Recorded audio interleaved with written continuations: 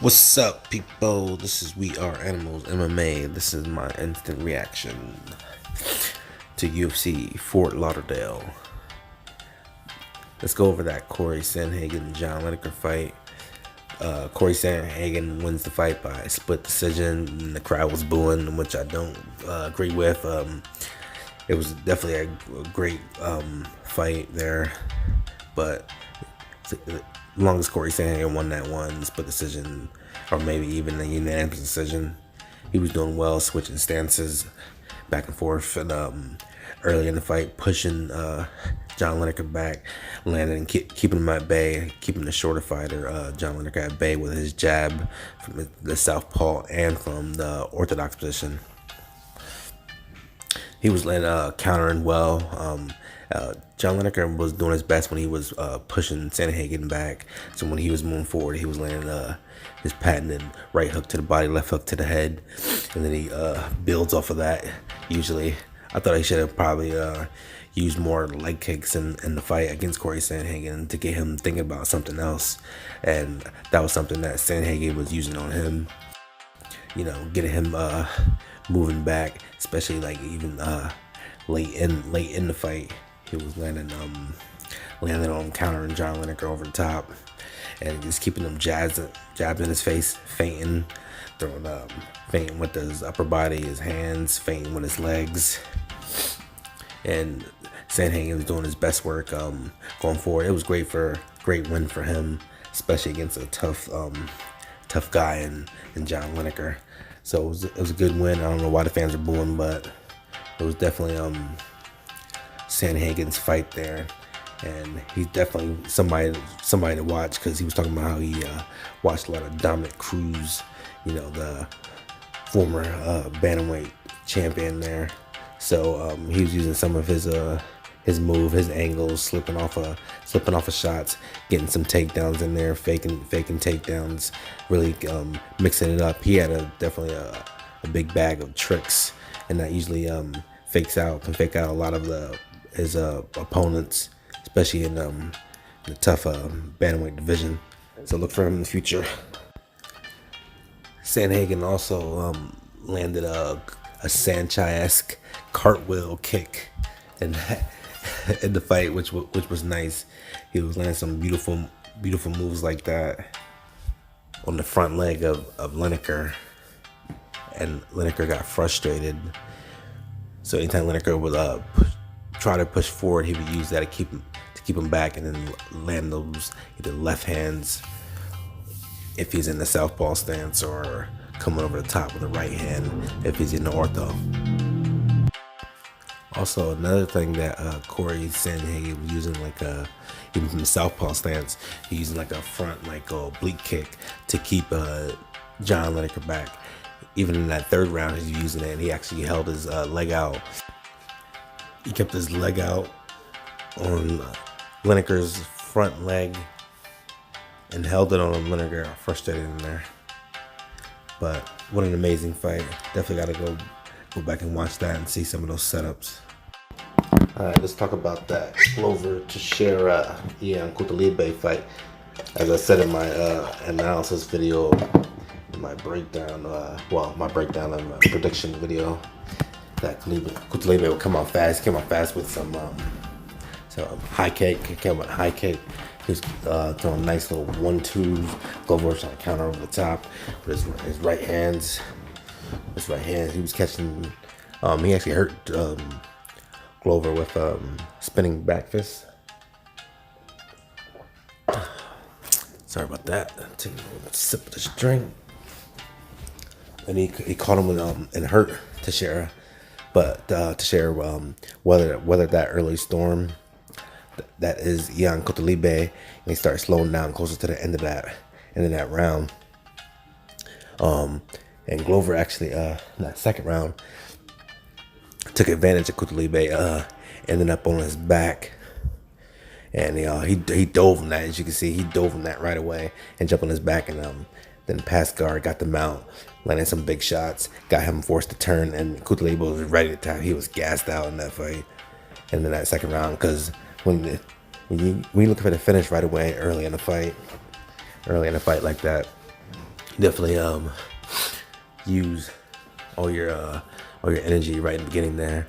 But the veteran Teixeira at 40 years old uses his knowledge to just take advantage of those positions in the fight where he can just absorb, try to block most of those shots and evade most of those shots, and eventually push forward. As his opponent was trying to get his second win, he caught him before that, before Kutalebe caught a second win, and then sunk in that submission and ended him. A great one.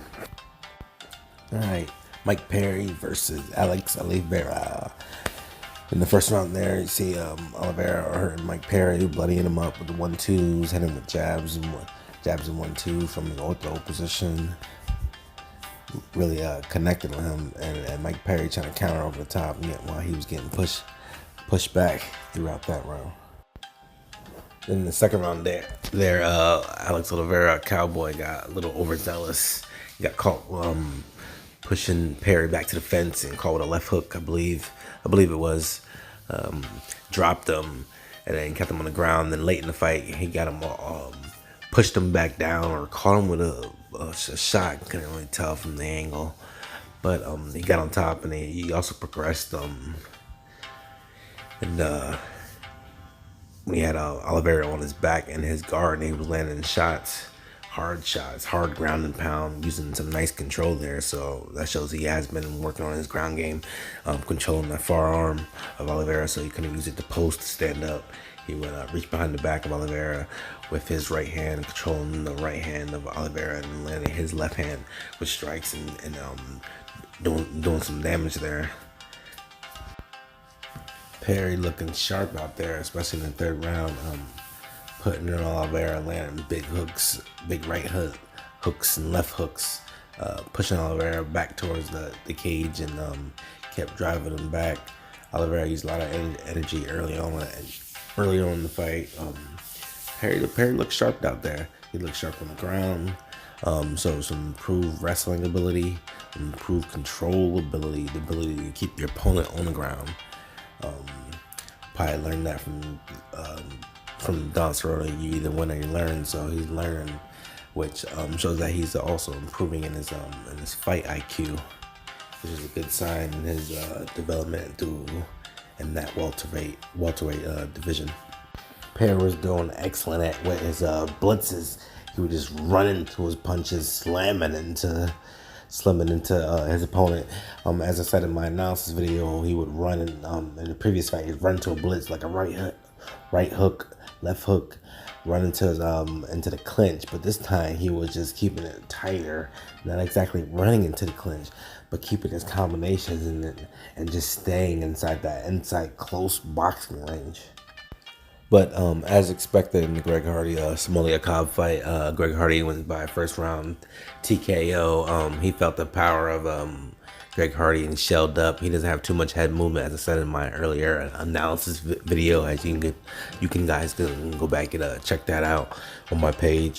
Subscribe, and you can check out my other videos that I did. But he caught him with a right hand and then like a right uppercut. He didn't like any of that. He shelled up, fell to his back. He just wanted out of there right from the start, right from the beginning of the fight. But as soon as the ref said, "Are you ready to fight?" and he said yes, but no, he really wasn't ready to fight in that fight at all. He was just intimidated by the size of Greg Hardy, and he felt that power one time and didn't want any part of it. And he took him out quick. All right, let's talk about some of those key moments in the Jacare Hermansson fight. Jacare is pressing forward on Hermansson. He got caught on the inside with some inside short shots. Hermansson was backwards against the cage, like a 1, 2, 3, 4 combo. Dropped Souza. Then Hermansson went for his patented arm-in guillotine that he does so well. And Jacare uses defense, drop his left hip to the mat to scoot out of that choke. And as soon as Hermansson let go of his arm around the neck, he popped his head out and exploded out and got his back against the cage. All right, that second round there, Hermansson timed a beautiful takedown to get Jacare on the ground. Hermansson says he has the best ground and pound in the UFC, so he took him down. He was landing he was putting some good work in, landing a couple hard shot and a hard elbow, but he was just peppering them with shots. Maybe all of them weren't full force, but he was doing enough to work and doing enough to control like the later half of that round, landing some good ground and pound. It was a beautiful takedown. He timed it on a low leg kick from jacare Souza, and he let it he was able to control that second round there. The third round was a great round for Jacare Souza, who's landing his right hands on Hermansson, following up with left hooks, and he was really digging to the body with his left hooks to the body, which he likes to do well. He's looking at all those previous fights. Some of his best punches are those left hooks to the body. He kind of abandoned the low kick because he got taken down in that second round with a low kick. In that third round, he abandoned it and just went straight to boxing Hermansson and hurt Hermansson in that round. Hermansson slowed down. He was doing a lot of movement early on in the rounds and slowed down in that third round. And Jacare was able to take advantage using his veteran savvy in that third round there. In that fourth round was a great round for Hermansson. He was pressing Jacare back, doing well in the boxing ring. He adjusted and started to stay in that boxing ring and outbox Jacare with volume. Even though he was getting hit as well, he would just stay in there, mixing up, throwing some little Superman punches, getting Jacare to use his high guard, which I also broke down in my analysis. Jacare goes with the high guard, and Hermansson went with an uppercut to split that high guard. He go up between, since Jacare has his hands up and there's a space in between his arms that Jack Hermansson, the Joker, used to split those cards. But Hermansson also showed his heart in the fight, and then trying to stay in the pocket late in that fifth round as well, staying in the face of Jacare, trading with him in the pocket and then getting a late takedown to seal the deal and then get that win. But those body shots, left hooks to the body and right hands over the top by Jacare were beautiful as well. But it was very good by Hermansson getting that time to take down the end, because Jacare was coming on strong. It looked like he probably hurt Hermansson with those big power shots that Jacare was catching him with over the top there, and then following up with beautiful body work. On that fifth round of the fight, Jack was he wanted to keep Jacare off him, so he used his jab 1-2s. He's check hook, so he'll do like a jab 1-2 check hook, circle out to that left hook side. That's the check hook. He would keep peppering him with jabs and start to stay away from him. Jacare was coming in, landing nice body shots too in that round, showing his heart as well. Doing nice body shots, getting nice left hooks to the head. But I think the key for Hermansson in this fight was his jab. Jab is one of the most key weapons. Using that jab, most key weapons, and pretty much as a start to any fight there. You use that jab to keep your opponent flustered and use it as a feeler to stick it in your opponent's face. It also blinds them. You can do stepping jabs, slipping jabs, feint the jab, throw the right after the feint. You can do jab, left hooks, and Hermansson was doing beautiful work with that. Ended up using that. That's probably the main key, which got him the well-deserved victory and moving him up in this exciting middleweight division. So Jack Hermansson wins by unanimous decision, which is a great fight for him, and to move up to this exciting middleweight division. Some other notable wins was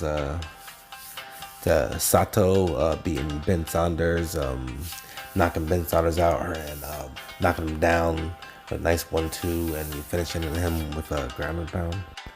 And another great win was Jim Miller getting his opponent out of there with a rear naked choke, showing his veteran savvy, his great BJJ skills, getting him up. Burns also submitting his opponent, Mike Davis, the guy's name, with a body triangle as well, and softening him up with that body triangle and getting him to the ground, and ended up choking him out with that body triangle, and then getting that rear naked choke in there.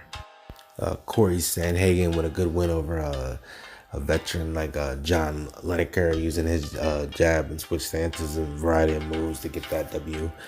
The OG Glover Teixeira getting the win, getting a nice submission, weathering the storm of the young lion, using that veteran savvy to get the win. Mike Perry getting a close victory, hard-fought victory, and showing great improvement in beating Alex Cowboy Oliveira, showing his toughness and his fight IQ. And I really liked his ground control there in the middle of that fight.